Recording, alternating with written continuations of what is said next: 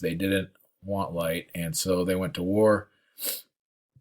And in Geronimo's autobiography, he says, after this war was over, although some evil beasts remained, the birds were able to control the councils, and light was admitted. Then mankind could live and prosper. So, according to this legend, the birds won the war. Of course, they brought light into the world, and then because of this, humankind could then live on the earth.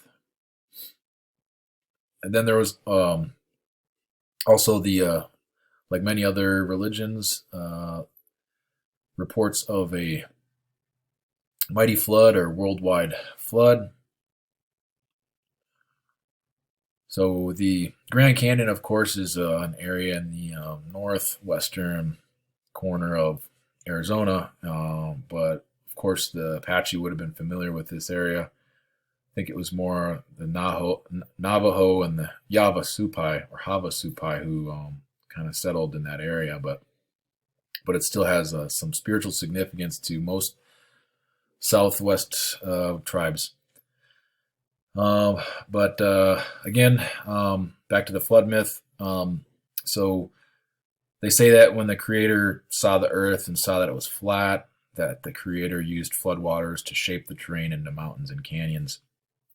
There's an Apache folktale, and it states, all is beautiful around the world, but 4 days from now, again 4 days, that's a recurring number. But 4 days from now, the water on the other side of the earth will rise and cause a mighty flood.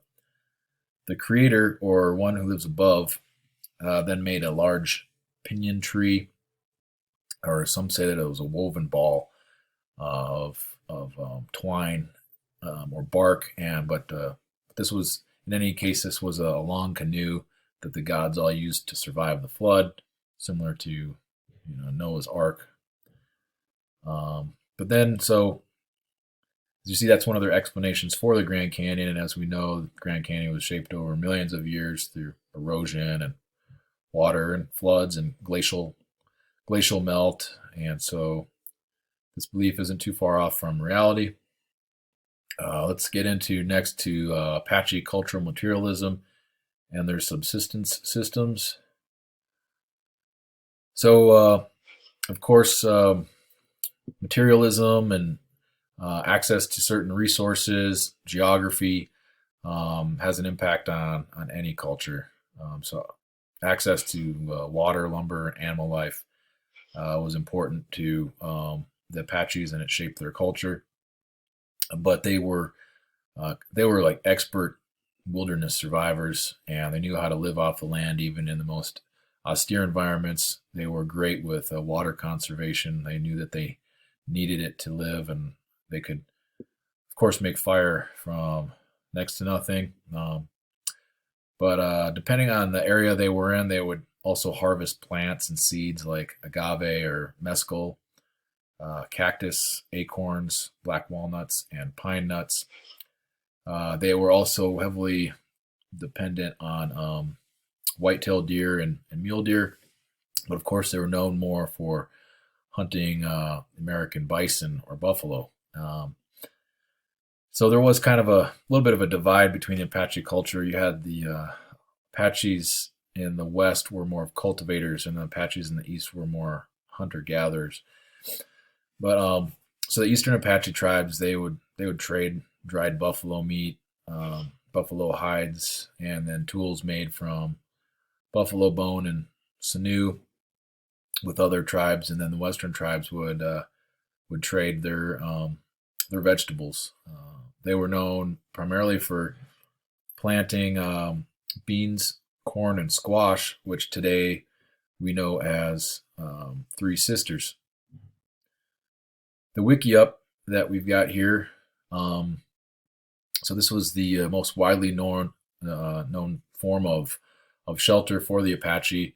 Since they were nomadic, they always wanted to travel light. Then they actually used sled dogs, basically, to haul a lot of their equipment and their supplies. But they also had a vast trade network, and they traded with the Pueblo, the Navajo, and other tribes. So that will also bring us into socioeconomics, politics, and we'll also talk a little bit more about Apache spiritual beliefs. So today, of course, the Apaches have different careers, such as doctors, lawyers, butchers, bakers, like any other culture. So we don't want to categorize them into one particular trade, but culturally speaking, just like any other culture, like the Navajo are known for their blankets, the Apache are known for their baskets. Some of these baskets are reported to be so well woven that they can retain water. They're also known for turquoise jewelry, and then similar to the Hopi, these Kachina dolls. Apaches have a market for that as well. And today, in the modern era, well, of course, they still sell these today, but they also have revenue from casinos, tourism, actually a couple ski resorts, some mining operations, which we'll talk about later, and lumber sales. So politically, the Apaches, I would say that they have a long history of being underestimated by the American government. The U.S. government considered them to be incapable of governing themselves. They've always lived very decentralized. There's not a lot of structure to or organization to the tribe. So they were kind of written off and marginalized by the government as kind of just ruthless, primitive raiders or nomads. And then you had the Dawes-Severely Act of 1887, which divided the land up amongst American Indian families, forced the families onto the land. And this was an attempt to try to assimilate them to American culture and convert them over to lives of farming and agriculture rather than being nomads. But the land was also not very cultivatable, so sometimes the land was just abandoned. But so it was a pretty disastrous act. But so then in 1934 there was the Indian Reorganization Act, which did provide them a little bit more